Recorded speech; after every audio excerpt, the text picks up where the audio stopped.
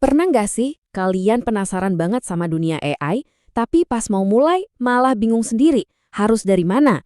Nah, hari ini kita bakal bongkar semua misteri itu dan mulai perjalanan seru buat ngebangun karir AI kalian. Kalau iya, tenang, kalian nggak sendirian kok. Di tengah lautan informasi soal AI sekarang ini, wajar banget kalau kita ngerasa agak tenggelam.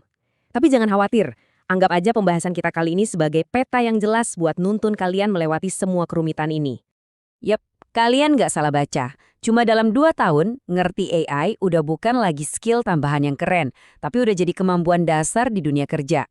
Sama kayak kita sekarang wajib bisa pakai aplikasi Office. Jadi, ini bukan lagi soal ikut-ikutan tren ya, tapi soal gimana caranya kita tetap relevan di masa depan. Perjalanan kita hari ini bakal dibagi jadi 5 tahap penting. Pertama, kita lihat dulu nih, revolusi AI ini sebenarnya ada di mana-mana. Terus, kita gambar peta belajar yang pas buat kalian. Abis itu, kita isi kotak perkakas kalian dengan tools AI yang canggih. Nggak lupa, kita juga bentuk kompas moral dengan pola pikir AI yang bertanggung jawab. Dan terakhir, kita lihat gimana caranya berubah dari sekedar belajar jadi seorang ahli. Oke, kita masuk ke intinya. Sebelum kalian bisa pakai semua perangkat AI yang keren itu, kita harus bangun fondasi yang super kokoh dulu. Anggap aja kayak kita mau bangun gedung pencakar langit. Kalau fondasinya nggak kuat, ya semuanya bakal sia-sia kan? Menurut riset dari Universitas Masum, ada 4 langkah kunci nih. Pertama, kita balik ke dasar, matematika. Kedua, kita belajar bahasanya AI, yaitu Python. Ketiga, kita harus ngerti cara kerja mesinnya, yaitu alur kerja machine learning. Dan yang terakhir, ini nih bagian paling asiknya, kita ubah semua teori itu jadi nyata dengan bikin proyek beneran. Nah, ini dia resep rahasia di balik semua keajaiban AI, matematika. Aljabar linier itu bantu AI buat melihat pola di dalam data.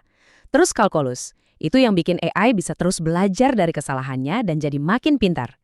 Dan statistika, ini yang ngasih AI kemampuan buat bikin tebakan atau prediksi yang cerdas. Jadi ini semua bukan sihir ya, ini murni matematika. Kenapa sih harus Python? Gini deh, anggap aja Python itu bahasa universal atau bahasa ibunya dunia AI. Nulisnya simple, tapi kemampuannya itu luar biasa banget karena banyak perpustakaan kode yang udah siap pakai buat ngebangun AI. Jadi kalau kalian mau ngobrol sama AI, ya harus kuasai bahasanya. Dan bahasa itu adalah Python. Ini poin yang penting banget buat kita lurusin. AI itu bukan robot fisik kayak di film-film fiksi ilmiah. AI itu adalah program pinter yang ada di dalam komputer yang dirancang untuk meniru cara kita berpikir dan menyelesaikan masalah. Nah, slide ini ngejelasin hubungannya dengan pas banget. Coba bayangin, kalian latihan main piano ribuan jam. Akhirnya, kalian bisa baca not musik secara otomatis tanpa mikir kan? Nah, itulah machine learning. Proses melatih sistem berulang kali pakai data yang super banyak, sampai dia bisa mencapai level kecerdasan buatan. Jadi AI itu tujuannya, dan ML itu proses latihannya. Fondasi udah kuat, sekarang waktunya kita mulai kotor-kotoran sedikit. Yuk kita masuk ke bagian yang lebih praktis dan lihat beberapa perangkat gratis yang bisa langsung kalian pakai buat ningkatin produktivitas sehari-hari. Dulu, teknologi AI mungkin kedengerannya jauh banget dan mahal. Tapi sekarang, perangkat-perangkat super canggih ini udah bisa diakses gratis sama semua orang. Ini benar-benar ngebuka pintu buat kita semua jadi lebih kreatif dan efisien dalam kerjaan. Coba deh kita lihat beberapa contoh ini. Lagi buntu butuh ide buat tugas? Langsung aja tanya ChatGPT. Perlu bikin slide presentasi keren dalam sekejap? Perintahin aja ke Canva AI. Punya catatan yang berantakan?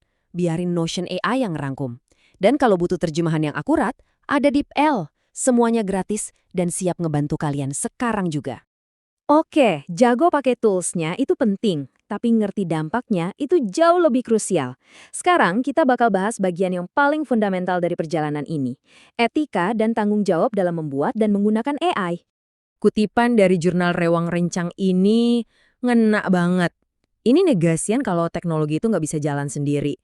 Kita sebagai pembuat dan penggunanya adalah pihak yang pegang kendali dan tanggung jawab penuh atas apapun yang dilakuin sama AI. Jadi, apa sih sebenarnya AI yang bertanggung jawab itu? Sederhananya, ini adalah komitmen kita. Komitmen untuk memastikan teknologi yang kita ciptakan itu nggak secara buta niru bias yang ada di diri kita, tapi justru ngebangun sistem yang adil dan aman untuk semua orang. Bedanya kelihatan jelas banget kan? AI yang adil itu dibangun pakai data yang mewakili semua kalangan dan tujuannya buat keadilan. Sebaliknya, AI yang bias, yang cuma dikasih makan data yang timpang, ya akhirnya cuma bakal memperkuat prasangka buruk yang udah ada. Inilah kenapa ngecek dan ngoreksi data itu penting banget. Coba ingat, 4 pilar ini. Transparansi, biar kita tahu cara kerjanya. Akuntabilitas, biar jelas siapa yang bertanggung jawab. Keadilan, buat mencegah diskriminasi. Dan tentunya, keamanan dan privasi, untuk ngelindungin data kita semua. Oke, fondasi udah ada. Kompas moral udah di tangan. Sekarang yuk kita bahas gimana caranya ngubah semua pengetahuan ini jadi sesuatu yang nyata dan profesional. Sebuah portofolio.